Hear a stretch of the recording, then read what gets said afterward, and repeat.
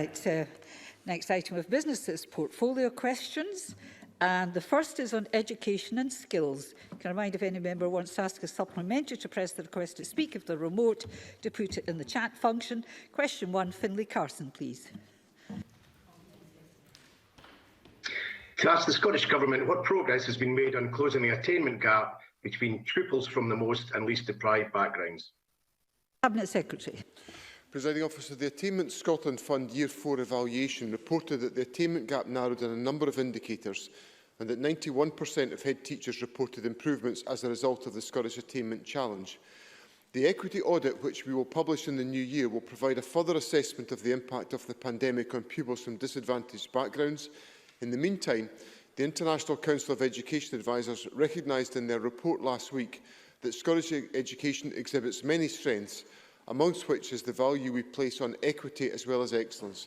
That is why we are continuing to invest in the Scottish Attainment Challenge in 21-22, including over £127 million in pupil equity funding. Finlay Carson. I thank the Cabinet Secretary for his response, but can Mr Sweeney be confident in his claims that the attainment gap is closing in areas like Dumfries and Galloway, when according to Professor Lindsay Patterson, Professor of Education Policy at the School of Social and Political Science at Edinburgh University, that no Scottish national standardised assessment data has been collected in my constituency since they were introduced in 2018? Cabinet Secretary. Presiding Officer, we decided not to collect the achievement of curriculum for excellence levels, which should have been collected in June of this year because of the pandemic and obviously the disruption to education. We will return to the collection of that data at the earliest possible opportunity, and I would aim to be doing that in June of 2021 to enable us to continue to build that data which demonstrates the progress that we are making. We have, of course, published data over a number of years to demonstrate the progress that has been made, and we will return to that at the earliest possible opportunity to do so. Supplementary, Ian Gray, please. Thank you. We know that the period of remote learning earlier this year compromised progress on the closing the attainment gap, and we now face a further period of remote learning, perhaps short, but we don't know. A few minutes ago, the First Minister referred to a tutoring scheme through eSchool to specifically help address this. Could the Cabinet Secretary give us more details and tell us how many pupils have benefited? Cabinet Secretary. Presiding Officer, there is a supported study activity that is undertaken by eSchool, and that takes place and is available to pupils the length and breadth of the country. I'm very happy to provide data for Members of Parliament on the extent of the utilisation of that service. I don't have that in front of me this afternoon, but I'll happily provide that data to colleagues. There is obviously a range of services provided through the eSchool network, which involves some of that supported study to reinforce the work that's going on within schools. Also, a collection of recorded lessons which teachers are contributing to the length and breadth of the country, and also the provision of direct educational delivery, where we have, for example, interruptions to education as a consequence of school closures for a temporary period. All of that builds on the offering that is developed within individual schools to make sure that there is a provision of digital learning that's available in all schools around the country. Question 2 not lodged. Question 3, Fulton McGregor. Thank you, Presiding Officer. To ask the Scottish Government what action it is taking to support schools in safely facilitating instrumental music tuition during the COVID-19 pandemic. Cabinet Secretary. Presiding Officer, music is an important part of curriculum for excellence. COVID-19 presents an additional challenge, but I am pleased to say that schools and teachers have risen to the challenge creatively to ensure young people continue to benefit from music education. In addition to guidelines on risk mitigation schools should have in place, Education Scotland have worked with teachers across the country to collect and share emerging practical examples of how teachers are managing music learning under COVID-19. Creative ideas include the use of music technology apps on smartphones, running online masterclasses with professional musicians, and using technological solutions to facilitate rich and rewarding physically distanced lessons. A new version of Education Scotland's music guidelines was published on the 18th of December, setting out new thinking on how to manage brass, woodwind and voice lessons effectively following further clinical advice? Fulton McGregor. I thank the Cabinet Secretary for that very positive response. Music tuition has always played an important role in the secondary schools in my constituency, with St Ambrose, St Andrews, Coatbridge and Christ and high schools all having a proud history, and of course music offers one route out of poverty for our communities. I have been contacted by pupils and their parents who have been impacted by current restrictions on their music tuition. One specific question that has been put to me is around bell covers for brass instruments to help stop the spread of the virus while allowing learning to continue. Can I ask the Cabinet Secretary if this is something that the Government has given any consideration to? Cabinet Secretary.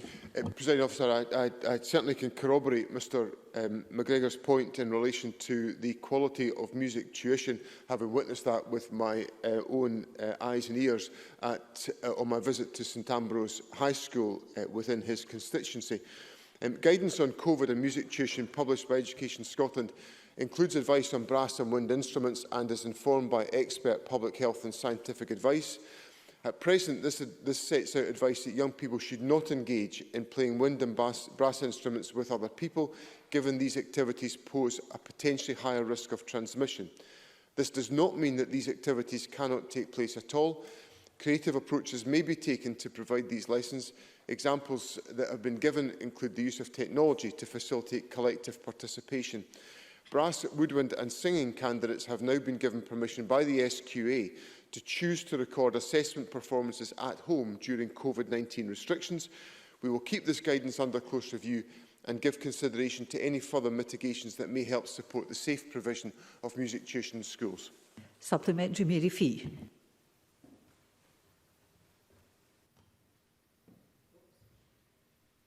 I'll move on and I can come back to Mary Fee if we manage to get her.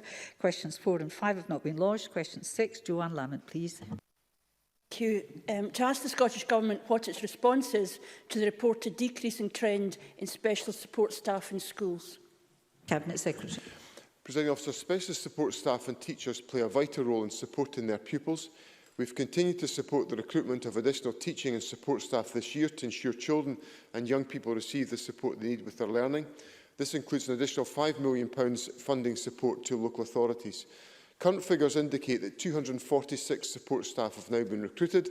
This is in addition to the additional £15 million every year to further enhance staffing capacity to respond effectively to the individual needs of children and young people. Joanne Lamont. Thank you. In a submission to the Public Petitions Committee about the role of specialists and support staff for young people with additional support needs, the EIS reported a pattern over 10 years of decreasing staff and increasing number of children with additional support needs. The Test newspaper recently reported that 9 councils had taken on no new support staff during the pandemic, and in over half of councils, special schools received no additional teaching staff to help them cope with the return to school during the pandemic. So we can see that young people with additional support needs were already being let down, and that disadvantage will be magnified immeasurably by the impact of the pandemic. So what practical measures, properly resourced and focused on already hugely disadvantaged young people, will the Cabinet Secretary take to reverse the long-term denial of support, now amplified by the current crisis? And regardless of the figures he has quoted, it's evident, surely, that more of the same cannot be an option. Yes, we could have shorter supplementaries, please. Cabinet Secretary. Presiding Officer, Joanne Lamont, I'm sure, will be familiar with the fact that the Government has announced additional funding for local authorities that has resulted in the recruitment of over 1,400 additional teachers as a consequence of the pandemic, and also in excess of 250 additional support staff. That is added to by the previous support that was in place of £15 million for additional support for learning staff. Now, if I look at pupil support assistant numbers, they are rising. The number of teachers are rising. We're at the highest level of the number of teachers in Scottish schools today, at the highest level since 2008, and we are seeing a rising number of staff coming in as a consequence of the pandemic recruitment, who will not be showing up, not all of whom will be showing up in the recent statistics which showed a 12-year high in teacher numbers.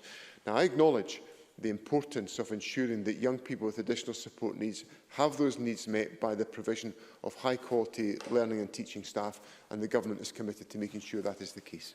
I'll take Kenneth Gibson's a supplementary to this, then I'll take Mary Fee's supplementary to Fulton McGregor's. Thank you, Presiding Officer. Since 2009, the number of pupils with additional support needs has rocketed from 37,000 to 208,000, 27% of primary and 35% of secondary school children. It's no wonder the provision of support staff cannot keep pace.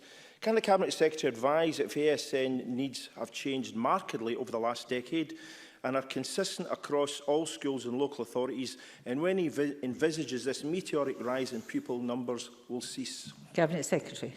President Officer, I think it's important that I explain there are two main reasons for the increase in the number of children and young people recorded as having additional support needs since 2009. The first is that in 2010, we changed the way in which national statistics on pupils having additional support needs were collected. Prior to that period, it was only capturing pupils with coordinated support plans, individualised educational programmes, or who were attending a special school. The definition was expanded at that stage. The second is that children and young people's needs are being appropriately identified and recorded, and that's in line with the requirements of statute in the Additional Support for Learning Act. The Act provides a national definition of additional support for learning, which is supplemented by a statutory code of practice. And it's important that we ensure that in all circumstances the needs of young people are properly recorded and then addressed as a consequence. Thank you. I'll now take Mary Fee's supplementary to question theme. Ms Fee, please. Thank you, Presiding Officer. A report by the Incorporated Society of Musicians was released early in December, which shows that Scotland has been the most negatively impacted country of the 4 UK nations for the provision of music tuition across primary and secondary schools. And some teachers have highlighted concerns that local authorities are interpreting the guidance in different ways. And I welcome the Cabinet Secretary's comment about updated guidance. But can the Cabinet Secretary tell me what further steps he can take to ensure that music tuition takes place safely and in a consistent manner across Scotland? Cabinet Secretary. President Officer, I would want to reassure Mary Fee, and I hope my earlier answer to Mr McGregor did so, that the Government attaches the greatest of importance to ensuring music tuition is part of Scotland's curriculum and is delivered as effectively and as consistently as is possible in the range, the 2,500 schools that we have around the country. It's important that music education forms part of the curriculum for young people of all ages. It is fundamental in our primary education system, and of course it can provide, as I expressed in my answer to Mr McGregor, an important route for young people to fulfil their potential within secondary education. Now, there are of course some current challenges about the delivery of music education because of the need to minimise transmission of the virus, and I regret very much that those constraints are in place. But what the guidance from Education Scotland is designed to do is to find ways in which we can still enable, in these difficult and constrained circumstances, the delivery of effective music education. I give Mary Fee the assurance that that will be a priority for the Government in our dialogue with local authorities and schools. Question 7, James Kelly.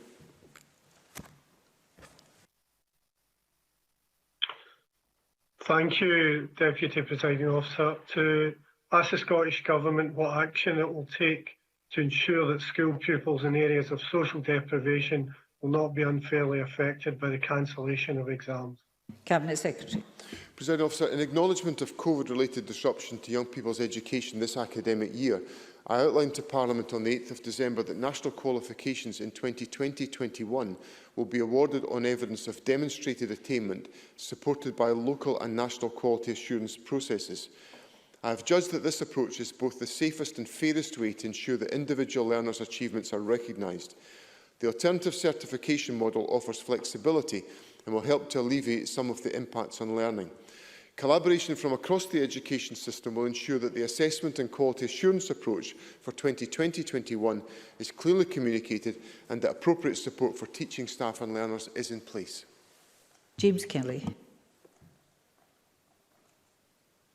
Thank you. In considering the alternative certification model, it's important that there's not any repeat of the debacle from earlier this year where despite assurances from Mr Swinney on the initial awarding of grades, pupils in areas of social deprivation were unfairly affected.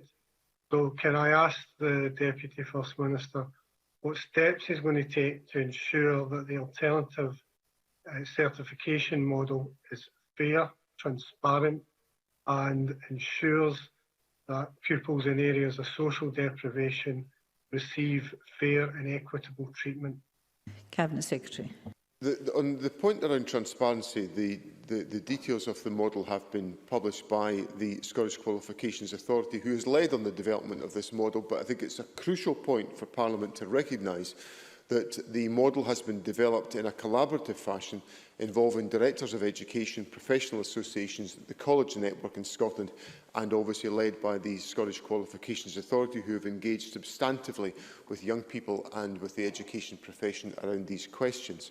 So there is a transparent explanation of the model. In terms of its application, what will drive the model will be the demonstrated attainment of young people.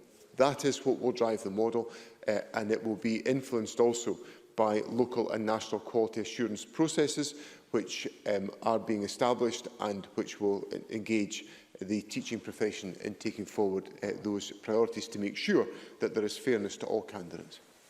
Thank you. Before I call Jamie Green, can I say to Ms Watt, your card's not your next, but that's the consul I sit at, so I'm vindicated. It must be the consul.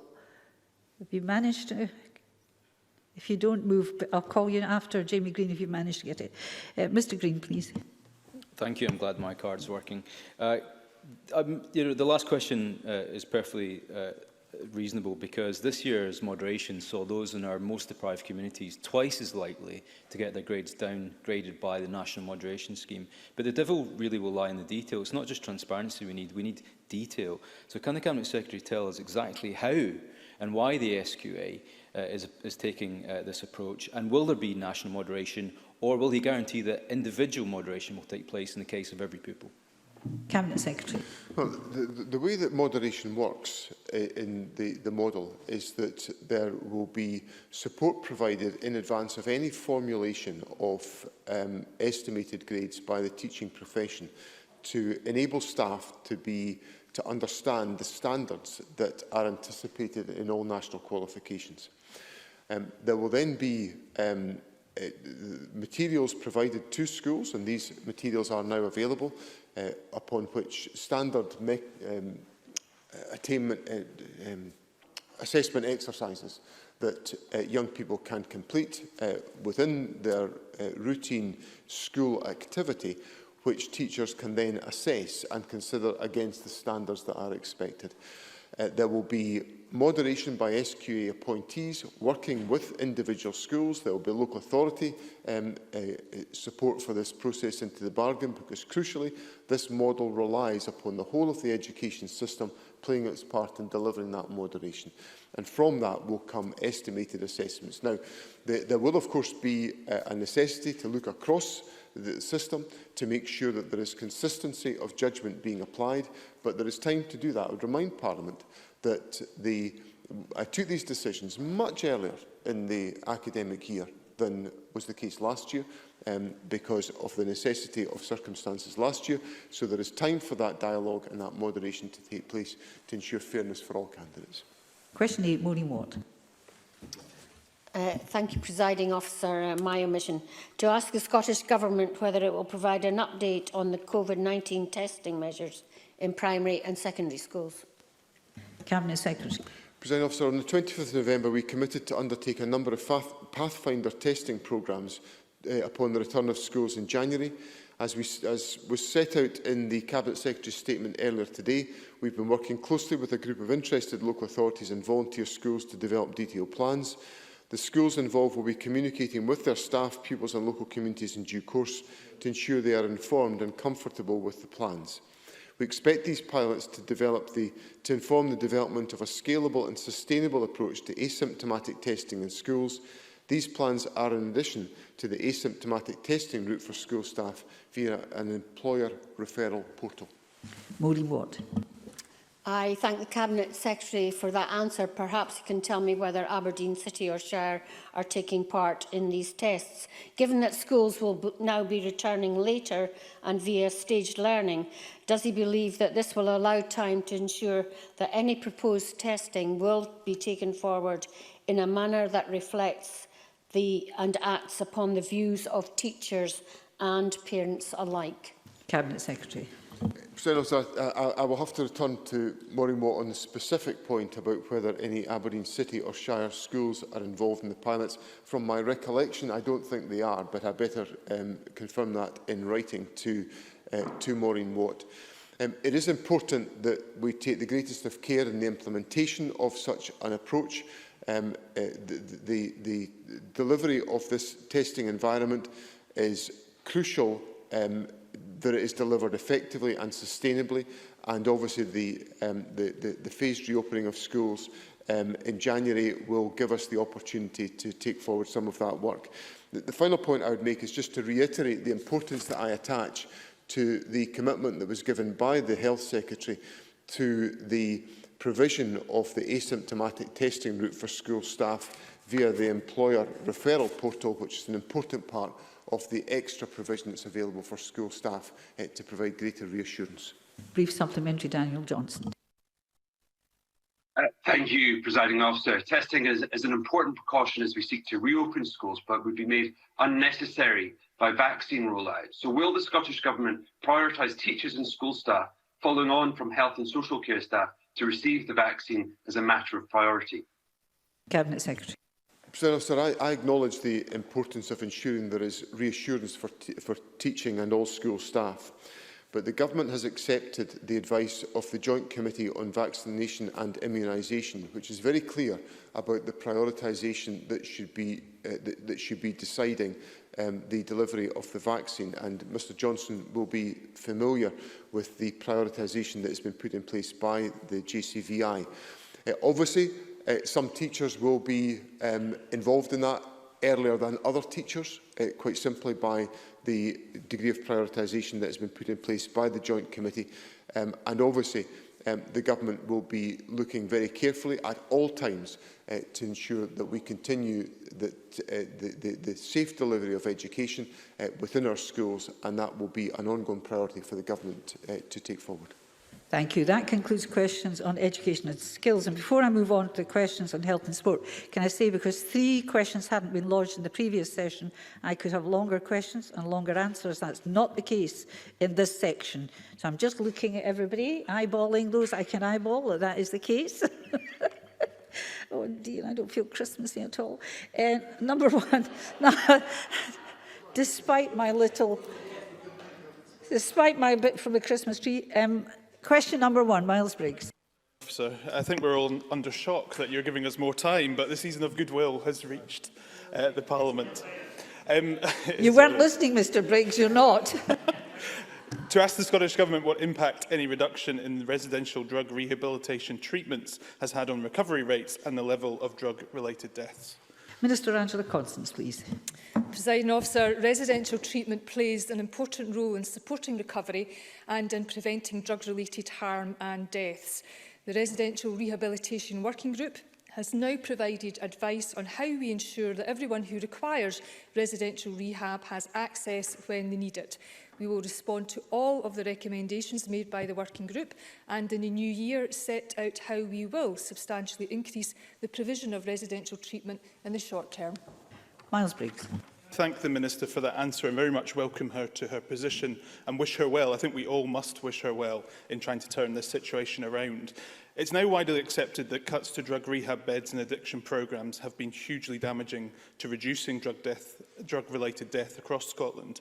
Can I ask the Minister if the Scottish Government will now agree to review the methadone programme and undertake a review of treatment option assessments and access to treatment across the country? Minister. Thank you, Mr Briggs. Mr Briggs was the first parliamentarian to write to me on Friday night at 10 o'clock last week, and he is now the first parliamentarian to ask me an oral parliamentary question. Let me be clear with him. I am committed to residential rehab, I know the power it has to change lives. I am also committed to a full range of treatment options to ensure that people get the right care and treatment and support at the right time. And there is a substantial body of evidence in support of a methadone programme, and we have to stop talking about people whose lives are blighted by drugs as if they're one big homogenous group. They are not. There will be different treatments and different supports that will work for different people at different times in their life. But let me reassure him that both medical approaches have their place, but as does rehabilitation and as does services in our community. Monica Lennon. Thank you. I also welcome the Minister to her post, and I'm grateful for our discussions that we've had so far. Can she set out a little bit more about how she will engage with people who have experience of residential rehab and treatment, and their families and service partners? But can she also say something about the festive period? Because there's people who are very worried about how they're going to cope with their perhaps addiction or substance dependency over the festive period, especially in light of the further restrictions that are coming in. So there's been a lot to get people online for 12-step meetings and so on, but it is a really worrying time, especially for families. What can the Minister say to those people? Thank you. Minister. Thank you, Presiding Officer. My engagement has already started. The first people I met with in my role as Minister have indeed been those people with lived experience. And I've also spoken to people whose families have been devastated by addiction and drug use. The point she makes about the pandemic and with increasing restrictions, we have the danger of increasing isolation.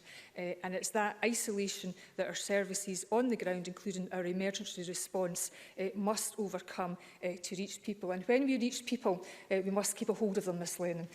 We know people with addictions problems have good times and bad times, and we have to work with them, put our arms around them and make sure that we see them through both their journey to a full and better life.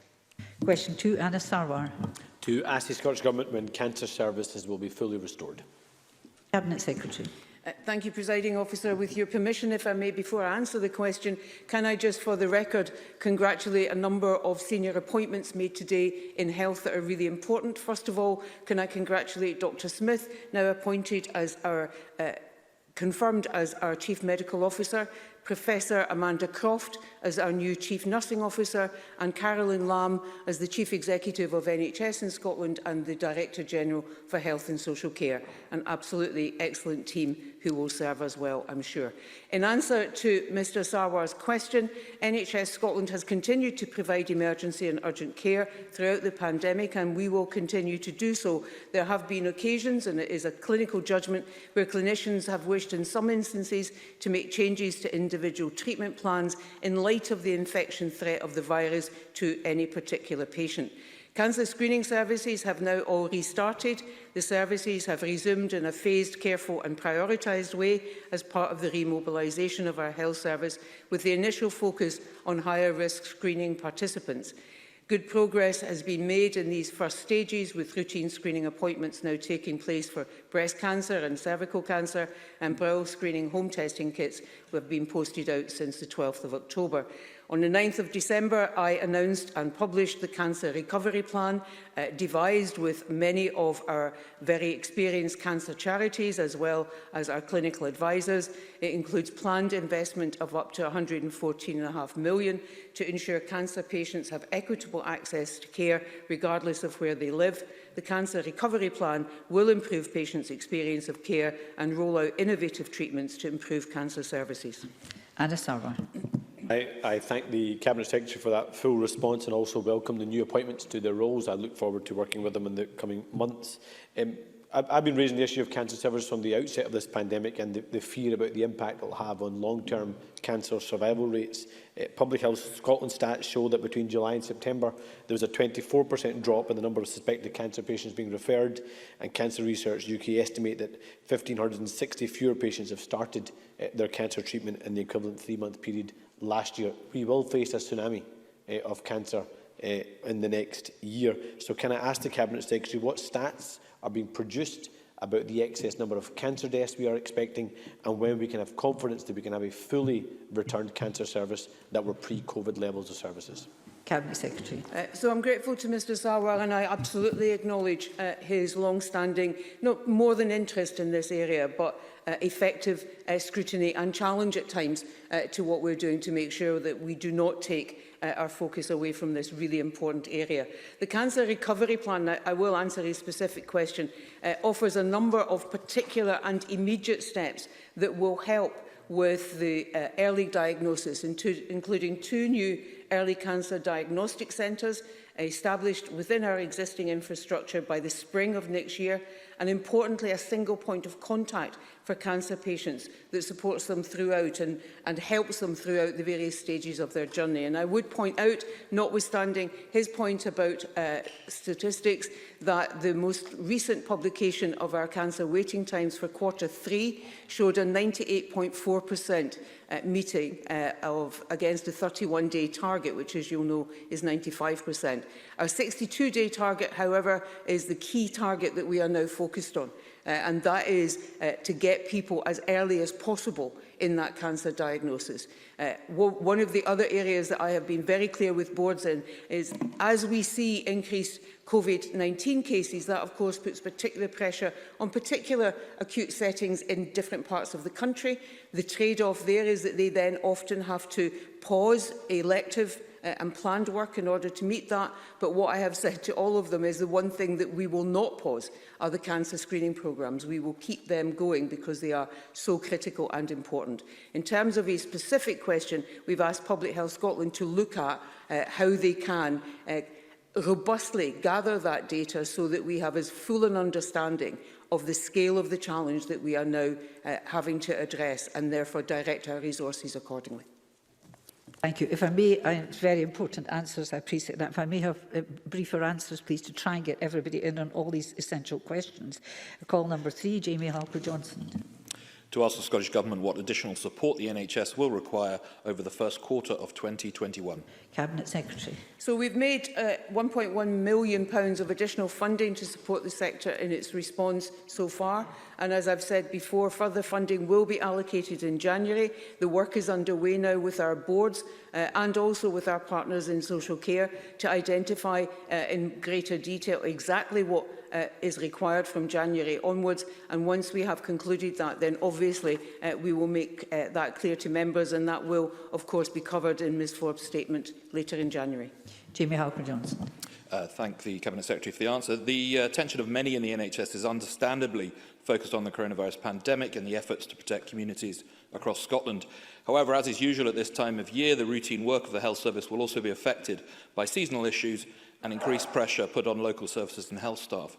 So can I ask the Cabinet Secretary what concerns she has over the impact both of the pandemic and normal winter issues on locally delivered routine health services over the next 3 months, particularly those in remote and rural areas, of which many in my region? And can she also advise what further impact routine services may face by any very welcome increased rollout of new coronavirus vaccines over that period, and how the Scottish Government can provide additional support to minimise that impact? Cabinet Secretary. So that is a very detailed question that deserves a very detailed answer, and I commit now to write to Mr Halker-Johnson later with more information in response to his questions. The 2 things I would point him to is our NHS Winter Preparedness Plan and, for the first time ever, an equal plan for social care, which looks to maintain as far as we can and deal with backlog in non-COVID health and social care support and services, both of which have additional resources attached to them. But of course, as I've said repeatedly many times, there is always a trade-off here. The more that we individually and collectively suppress this virus, the more our NHS is able to deal with non-COVID cases. Where we are not successful in doing that, the pressure goes onto our services to deal with COVID cases, both in primary and in secondary care, and that inevitably reduces the degree to which we can cope with non-COVID healthcare, itself vitally important. But as I said, I'll write in more detail to the member. Thank you, Cabinet Secretary. And don't slip in multiple questions, because then you won't get a specific answer, quite rightly. I'll call for number 4, Alistair Allen. I hope you've learned the lesson from it. I'm sure you have. I wouldn't dare do anything else, Presiding Officer. to ask the Scottish Government what issues will be covered in its upcoming review of the patient travelling expenses scheme. Cabinet Secretary. The review will cover the scope and arrangements in place across Scotland for the provision of financial support for patient travel where such travel is necessary. It will include consideration of specific issues that have been highlighted to me by members, including Dr Allen, in relation to constituents' concerns. It will be undertaken early in the new year, and I will provide further updates to the Chamber as it progresses. Alistair Allen. I thank the Cabinet Secretary. Islanders going through something as traumatic as a cancer diagnosis need support, and in too many cases in the past they have not been able to be present with loved ones.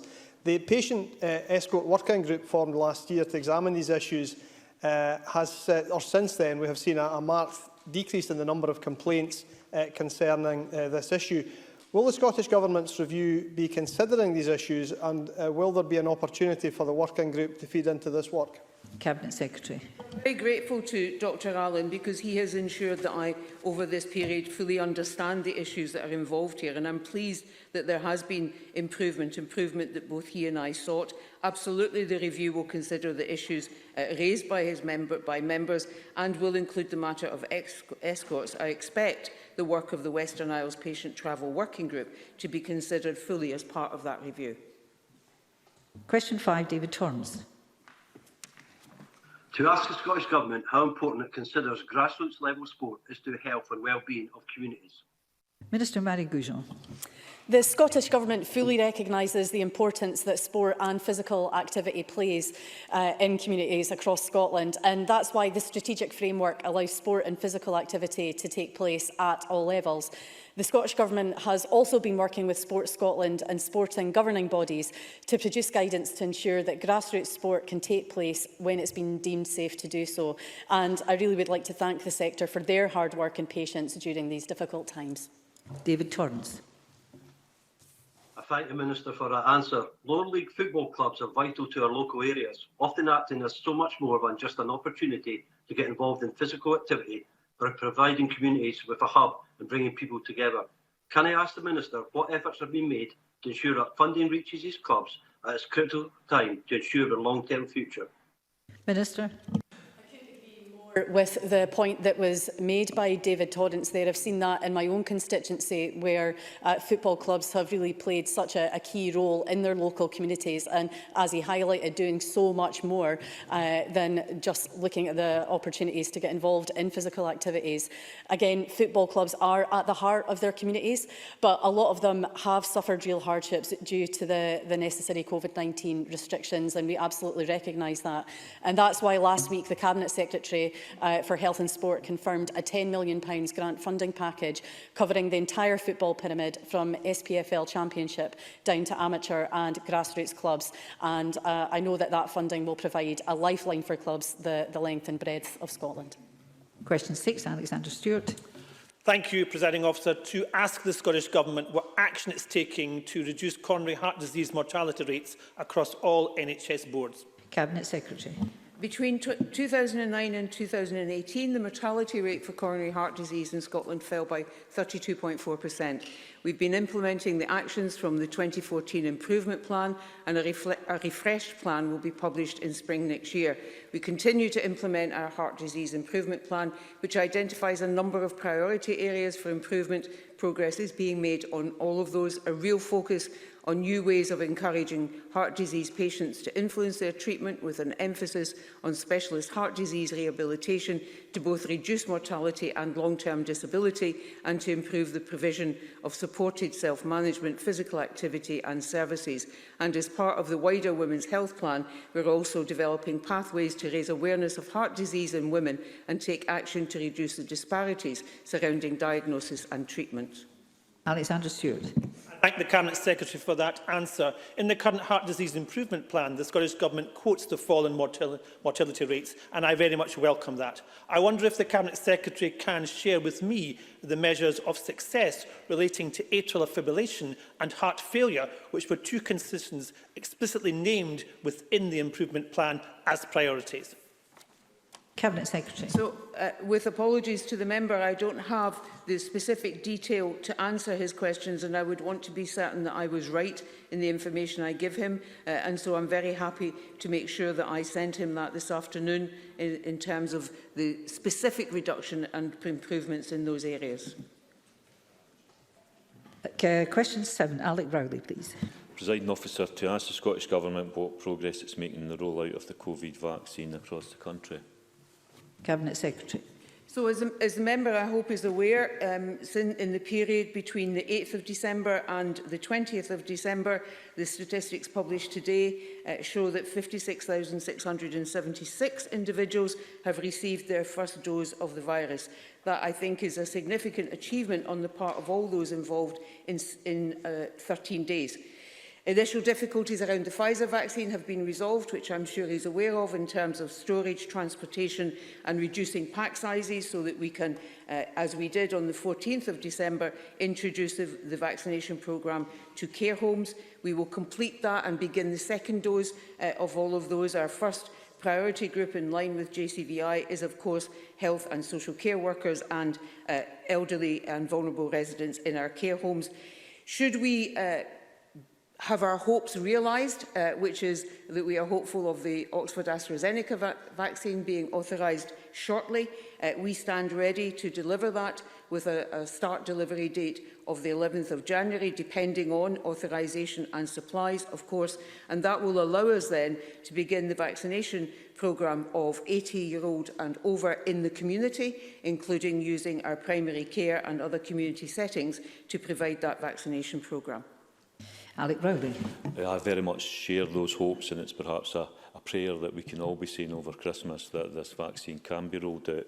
Specifically, on the BBC radio this morning, I heard Alison Leach, whose mother's in a care home in Fife, say that she was advised that even when her mother got the vaccine, they would still not be able to be in a position to get visitors coming to the hospital, to the care home. And I visited Kinross Day Centre last week, where they are on the front line supporting over 100 pensioners in Kinross. There seems to be a failure of information. So whilst I welcome the statement that was made earlier, I would say to the Cabinet Secretary, do you think that we can step up the sharing of information so that care homes know what's happening and centres like the wonderful Kinross Day Centre know what's happening? Mr Rowley. Thank you. Come on. So it's a very important Cabinet point. If I can remind the member that today this will be the third issue of information direct to members. From previously my colleague Mr Fitzpatrick. From now on it will be directly from myself, that gives you up-to-date information, including from today the individual board plans of those local vaccination centres. And I know that Mr Rowley will want to share that with his constituents, including those care homes. Notwithstanding that, Scottish Care is part of our vaccination programme planning, and I will raise again with them and with other colleagues the communication to their members so that they are all aware of what is happening. And final point, I'd remind everyone that there is a national helpline that is there for anyone, including care home providers, families, anyone, to give it a call and ask for information about what is happening in their specific area, which they will get up to the degree that we can provide it definitively, and of course always with the caveat around supply of the vaccines. Brief supplementary, Emma Harper. Thanks, Presiding Officer. Can I ask the Cabinet Secretary what plans does the Scottish Government have in place to promote high uptake of the vaccine amongst hard-to-reach groups and the wider population more generally? And I must remind Chamber that I am now part of D&G's vaccination team. Cabinet Secretary. Ms Harper is indeed, and I'm very grateful to her for volunteering to do that. In terms of reaching groups not traditionally with long engagement with the health service, I'm grateful to my colleagues, Ms Campbell here sitting beside me and Ms Somerville, for their support in helping us reach those groups through faith groups, cultural groups, and also those that we are reaching through our social security agency. In addition, we are looking to work locally with third sector organisations who have a great deal of knowledge, of course, in their local area, and where it makes sense and we believe it will increase our chances of people coming forward to be vaccinated, then that's exactly where those mobile vaccination units come into their own. They're not just for remote and rural areas. They're also for our urban settings, so that we actually can take the vaccination to people. And of course, the AstraZeneca vaccine will assist us in doing that greatly. The final point, which I should have made in response to Mr Rowley, is that 2 doses is really important. The first dose does not give you all the protection against this virus that you need. The second dose boosts that first dose. So those 2 doses are really critical, and we need to make sure we encourage people to go back for their second dose. And last question, number 8, Tom Arthur.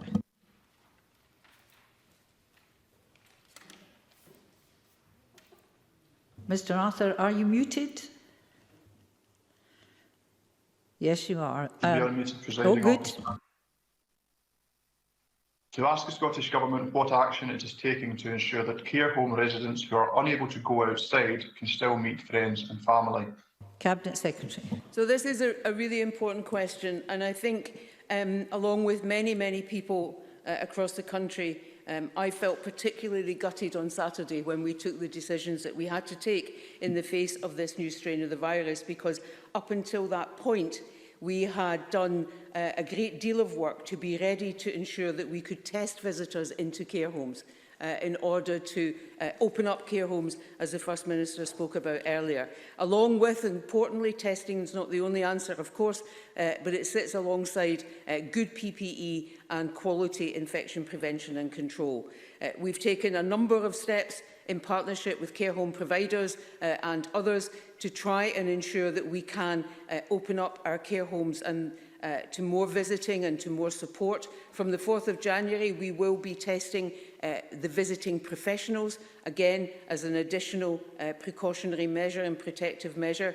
We have got guidance for adults under 65 to leave their residential setting and go out for the day and indeed overnight with family and friends, as they would have done pre the pandemic, and clinical advisors are looking at what guidance we can offer for those over 65 in particular settings to be able to do that too. Of course, right at the minute, as we work to deal with this particularly infectious strain of coronavirus, that work isn't paused, but we're not yet in a position at this point to implement that improved position. Thank you very much. That concludes questions on health and sport. And before I move on to the next group of questions, can I remind all members to make sure that... Oh, I beg your pardon. Oh, I'm rushing. Mr Arthur, how rude. Please, your supplementary. Not a problem, Presiding Officer. Can I thank the Cabinet Secretary for her answer, and I share that sentiment of feeling gutted. The restrictions that are now necessarily in place will mean further restrictions. However, what I do want to do is to welcome the rollout of testing that will be taking place in care homes and the opportunities that will create where we are in a position to relax restrictions further. The Cabinet Secretary spoke about partnership working with care homes. Can I just ask what support the Government is providing to ensure that families and loved ones have access to the advice and understand the guidance, which by its nature can change quite rapidly due to the circumstances that we're in? Cabinet Secretary. Thanks very much. I'm glad you did go back to him, Presiding Officer. His wee face when he didn't think he was going to get in again was a sad wee sight indeed. Before you go any further, can I just say, it was Mr Briggs distracting me, and I have no idea what he was trying to ask me. So my apologies to you both.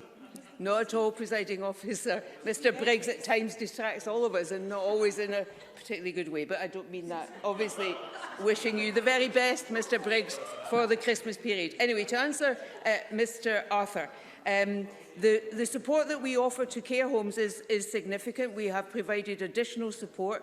We have provided particular additional support, should they wish it, in terms of admin support, so that they can administer those tests and do all that additional work. Of course, our NHS stands ready through our health and social care partnerships to provide additional support when staff rotas may be compromised and so on, and members will have seen that in particular situations, home farm care home being probably one most front of mind, but it happens elsewhere. But this week, it's probably worth saying, this week I had the opportunity to bring together our Directors of Public Health, care home providers, COSLA, and importantly the Care Home Relatives Group in a discussion with me about what more we needed to do to remove obstacles to visiting and to working to people going outside, and increase the confidence of care home providers in terms of their assessment of risk.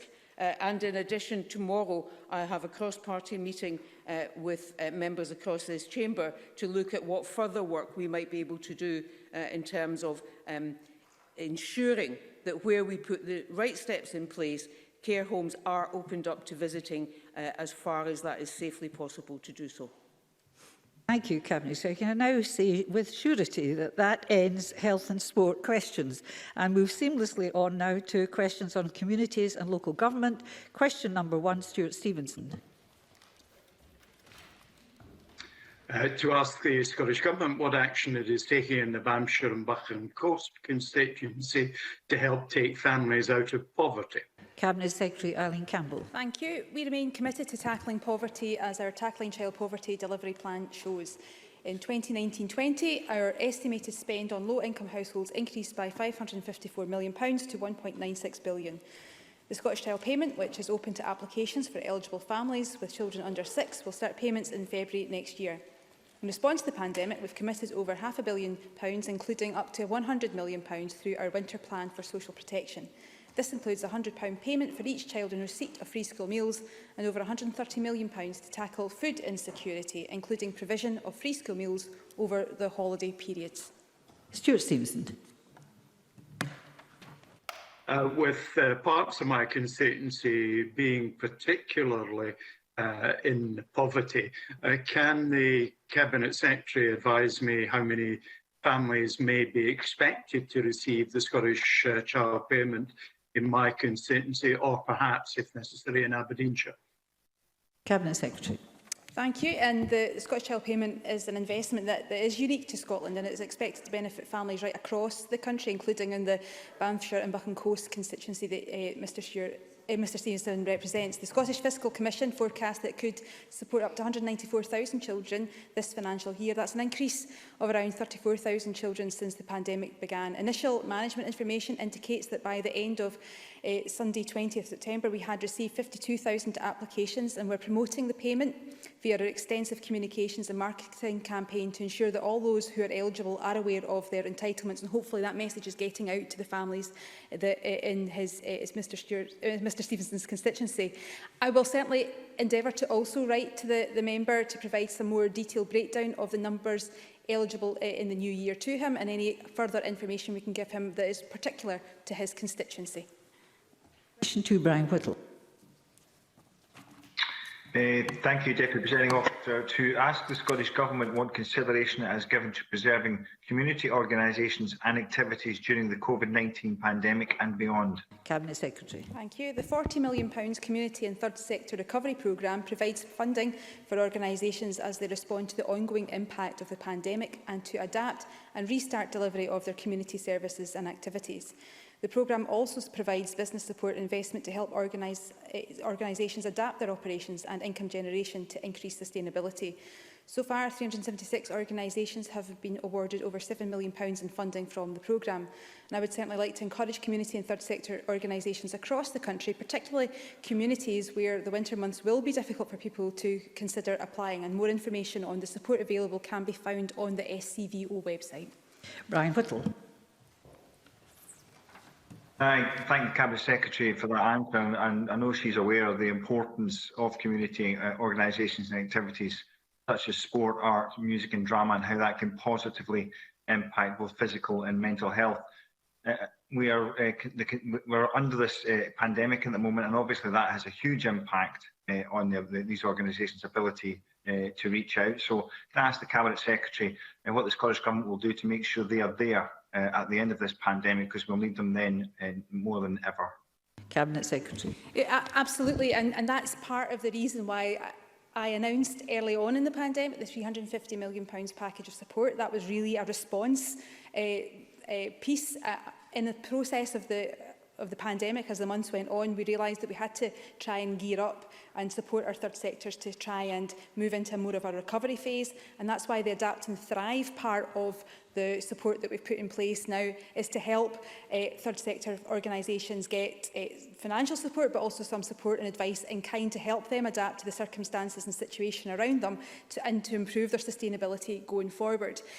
That is also why there was a further announcement through the winter package of support measures that the First Minister announced just a few weeks ago, with more financial support put in place for the third sector and community organisations, knowing how critical they are to resilience. But Mr Whittle puts his finger on a critical point. We need to work hard to make sure that beyond the pandemic that we have a thriving third sector. They have proven just how essential they are to us and our community's resilience and our country's resilience. And it's really important that we continue to have a thriving third sector going forward, and we'll continue to work with our third sector partners. Indeed, I just had a call with many of our leaders this morning just to make sure that we continue to work in partnership to make sure that that is the case. Question 3, Ruth Maguire. Thank you, Presiding Officer. To ask the Scottish Government what action it's taking to improve housing outcomes for women experiencing domestic abuse, please. Minister Kevin Stewart. Thank you, Presiding Officer. We must ensure that women and children experiencing domestic abuse have a secure place to live and the support that they need. This includes staying in their own home if that is what they want. In October, we introduced the Domestic Abuse Protection Bill, which will provide the police and courts with powers to make emergency notices and orders to protect people at risk of domestic abuse by enabling a suspected perpetrator of domestic abuse to be removed from a home that they share with a person at risk. The bill also provides powers for social landlords to change a tenancy to remove a perpetrator of abuse from a victim's home. We welcome the recent report of Institute of Health and Scottish Women's Aid and will work with partners on implementing the recommendations to improve women and children's housing outcomes. Ruth Maguire. I thank the Minister for that answer. In the report that he mentioned, as well as identifying existing barriers and providing guidance, the excellent report had a lot of examples of good practice that are already happening. Can I ask how the Scottish Government will ensure that all social landlords across Scotland are using this guidance and taking prompt action to improve things for women and children experiencing domestic abuse? Minister. Thank you, Presiding Officer. And I'm very keen to ensure that we export best practice right across the piece, particularly in this area. And early in 2021, we'll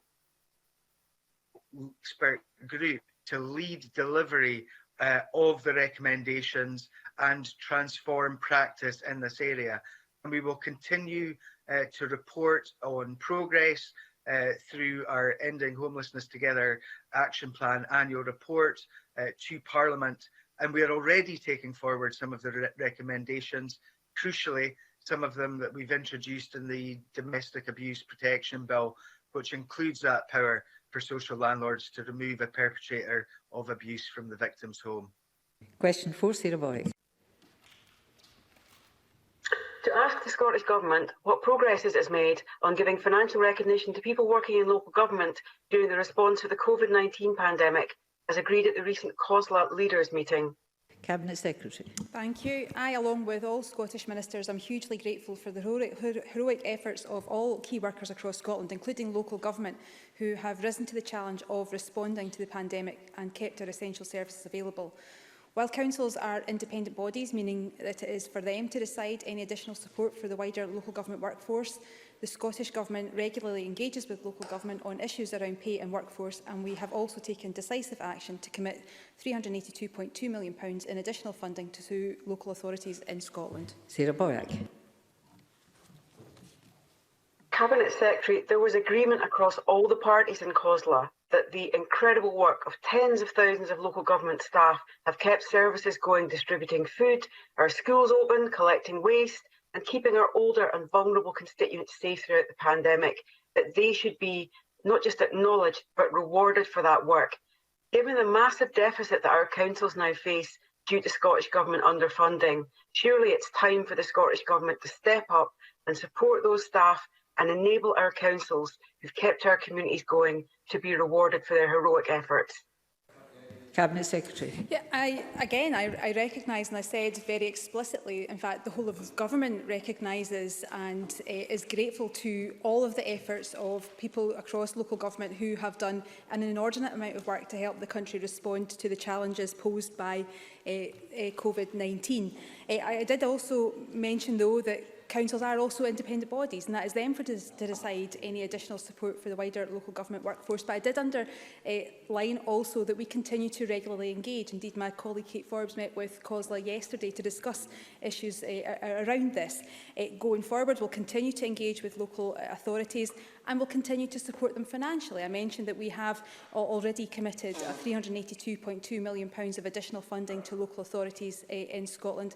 And I would not accept the characterisation that we've underfunded local government. We've endeavoured to treat them fairly in all of the funding decisions that we take as a government, bearing in mind that we've also borne the brunt of austerity over a number of years and have done and tried to work in partnership with local government to enable them to deliver and continue to deliver the essential services that are so critical for all our communities across the country. And again, just put on record our thanks, enormous thanks to all of them for all that they do day in, day out. Yes, can we move along a bit more rapidly, as I've got still many questions. Question 5, Rhoda Grant, please. Thank you, Presiding Officer. To ask the Scottish Government what consideration it is giving to calls for young people living on Scotland's islands to be given first refusal for available housing in order to tackle depopulation. Minister. Thank you, Presiding Officer. Ensuring young people in island communities have access to housing of all tenures has a key role to play in the sustainability of these communities.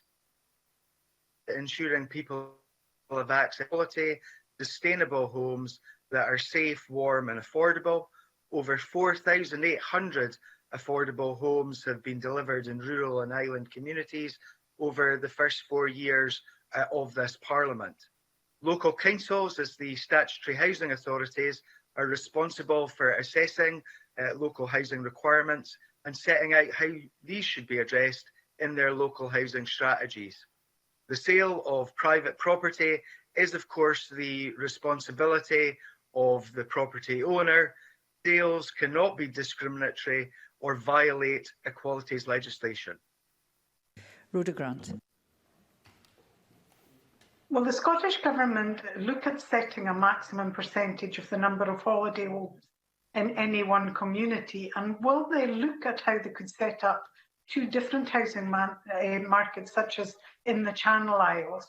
For instance, all homes built with assistance from the public purse could be the first to be transferred into a local market, with the ability of other people to transfer their own homes into that as well. And that would go some way to ensuring that there was adequate housing for young people to allow them to remain in their communities. Cabinet Secretary. Presiding Officer, I'm aware of growing concerns about the potential negative effects of Mr. Stewart, my apologies. My apologies, Mr. Stewart. I called the Cabinet Secretary. I should have called you, quite rightly. Minister. Shall I start again from the beginning, Presiding Officer? I beg your pardon. Sorry, slow down. I offer to answer any questions because Mr. Stewart's reception sometimes was breaking up. That was why I was indicating, do you want me to answer if that continues? But Mr. Stewart's reception seems perfectly fine now.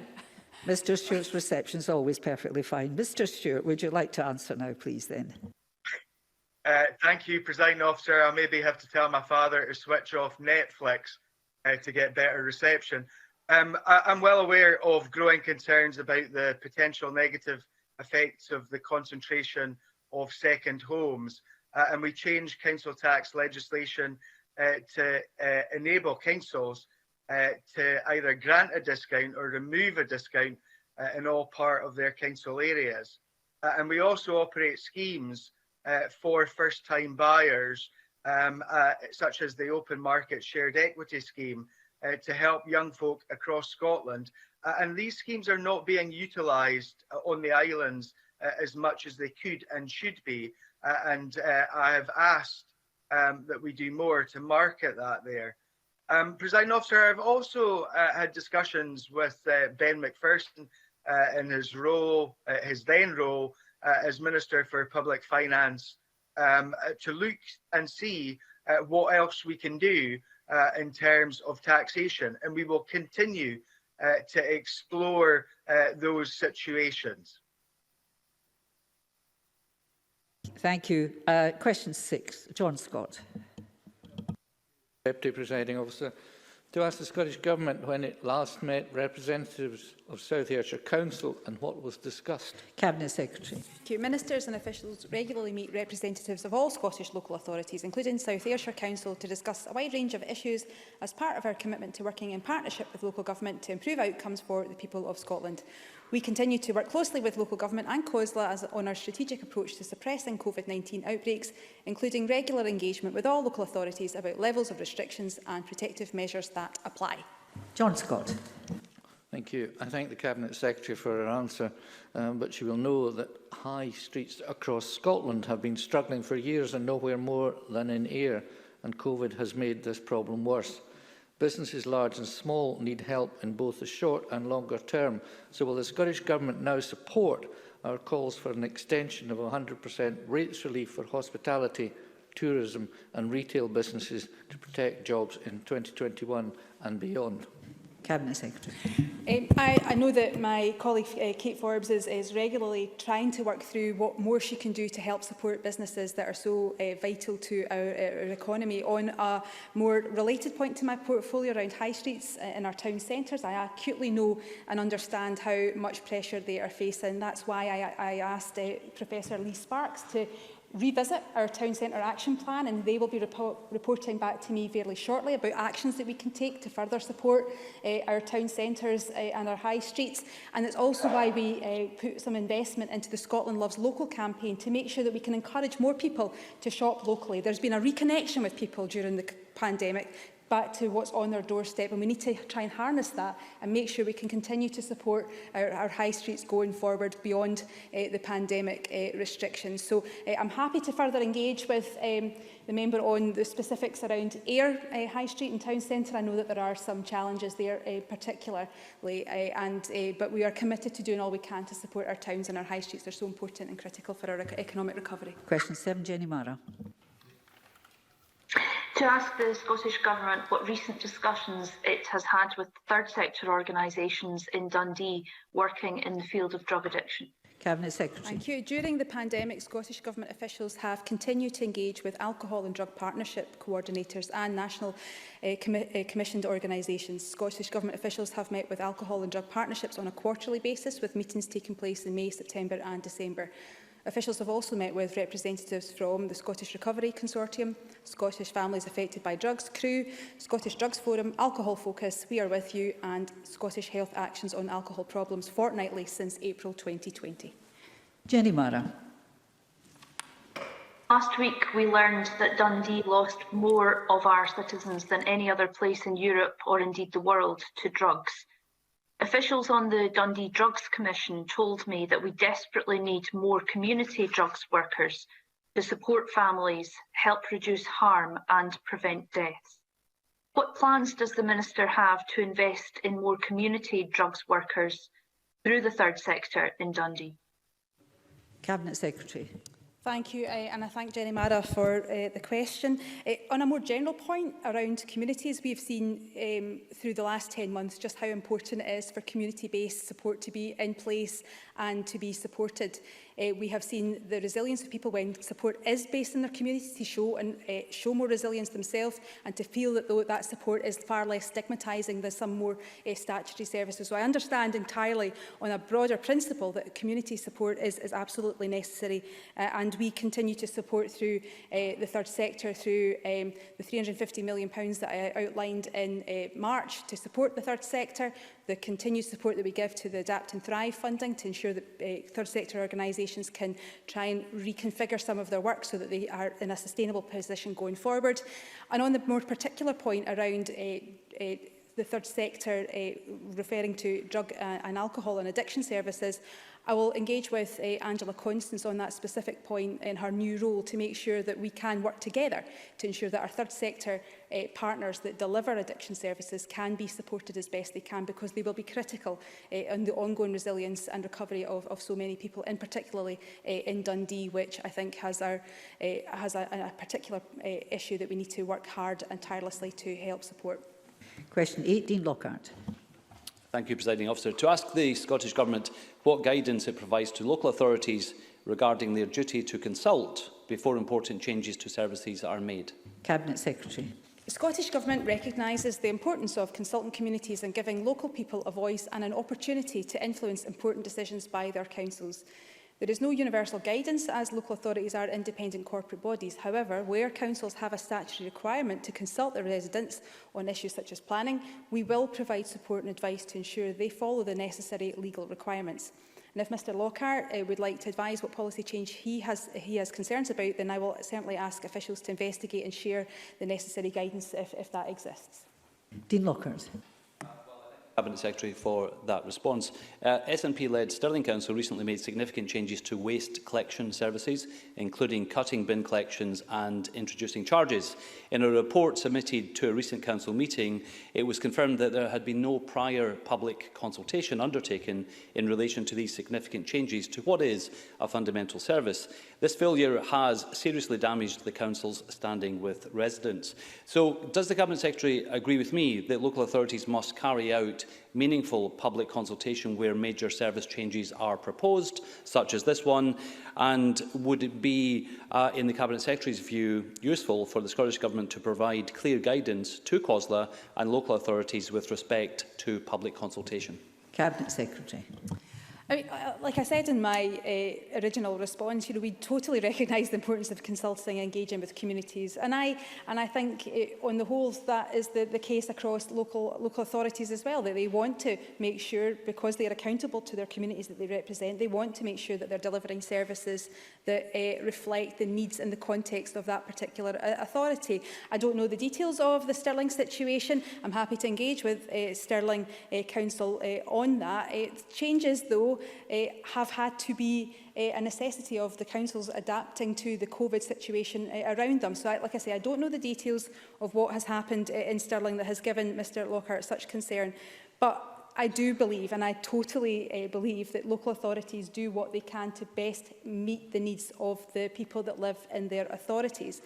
But if there is more that we can do around the engagement with communities to make sure that they feel that they have a voice, then we'll continue to work with COSLA on that. I do know that I can point to issues around participatory budgeting, I can point to issues around community wealth building approaches, that we do want to make sure that communities' voices are heard in all the decisions that we take, whether that's at national government level or at local government level. But I'm happy to further engage with Mr Lockhart on this point.